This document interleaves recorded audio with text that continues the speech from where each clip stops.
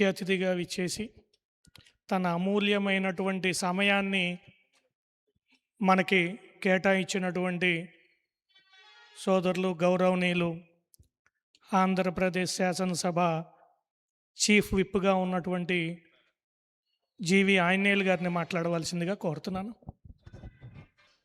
సభాధ్యక్షులు,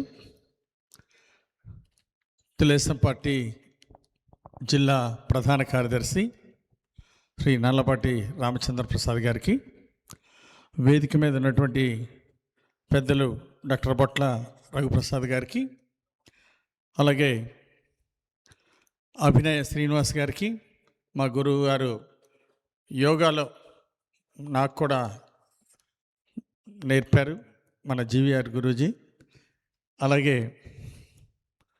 కార్యక్రమంలో పాల్గొన్నటువంటి గతంలో రంగస్థలికి విశేషమైన సేవలు అందించినటువంటి కిలారు వెంకట్రావు గారికి, భాషా గారికి ఈ సందర్భంగా వారి సేవల్ని మనం గుర్తు చేసుకోవాల్సిన అవసరం ఉంది. అలాగే అభినయ్ శ్రీనివాస్ గారు రాష్ట్ర వ్యాప్తంగా రాష్ట్రంలోనే కాదు దేశంలోనే ఈ నాటకాలకు ఎంతో ప్రోత్సాహాన్ని ఇచ్చి మరి ఎంతో అనుభవాన్ని గట్టించారు. వారికి ఈ సందర్భంగా ప్రత్యేక అభినందనలు తెలియజేస్తున్నా.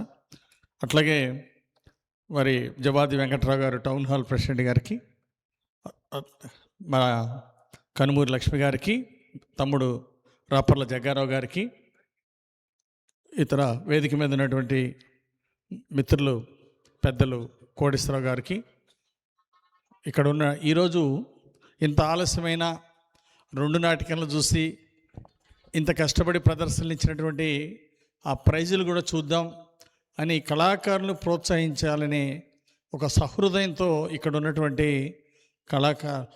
ప్రదర్శనకు ఉన్నటువంటి మిత్రులందరికీ పేరు పైన హృదయపూర్వక అభినందనలు తెలియజేస్తున్నా. నాకు కూడా మొదటి నుండి కూడా కళారంగం అంటే, కళాకారులు అంటే చాలా ఇష్టం. దానిలో భాగంగా మిత్రుడు రాము గారు పిలిస్తే ఈ కార్యక్రమానికి రావడం జరిగింది. మంచి నాటికలు చూశానని చాలా సంతోషించాను. దాంతోపాటు భవిష్యత్తులో కూడా ఇలాంటి చక్కటి ప్రదర్శనలు మన నరసరావుపేట కళాకారుల్ని బాగా ఆదరిస్తుంది, ప్రోత్సహిస్తుంది మొదటి నుండి కూడా.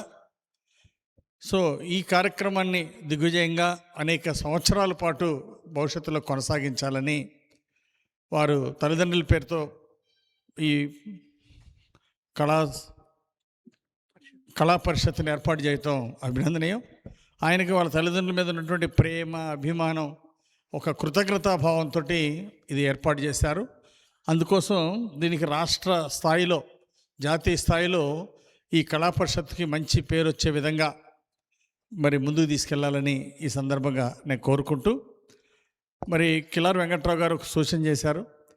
మరి ముఖ్యమంత్రి గారి దృష్టికి తీసుకెళ్ళి ఇలాంటి కళారంగాలను ప్రోత్సహించేటువంటి రంగస్థలాలకి వీటన్నిటికి కూడా కళా పరిషత్తులు ప్రోత్సహించాలని చెప్పేసి ఆర్థిక సహాయాన్ని కూడా ప్రభుత్వం ద్వారా అందించాలని నా దృష్టి తీసుకొచ్చారు. తప్పనిసరిగా ప్రభుత్వం ద్వారా మంచి కళా పరిషత్తులకి ఆర్థిక ప్రోత్సాహాన్ని అందించడానికి ముఖ్యమంత్రి గారితో మాట్లాడతానని కూడా ఈ సందర్భంగా తెలియజేస్తూ, అందరికీ పేరు పేరున అభినందనలు తెలియజేస్తూ, ధన్యవాదాలు తెలియజేస్తూ సెలవు తీసుకుంటున్నా. Thank you.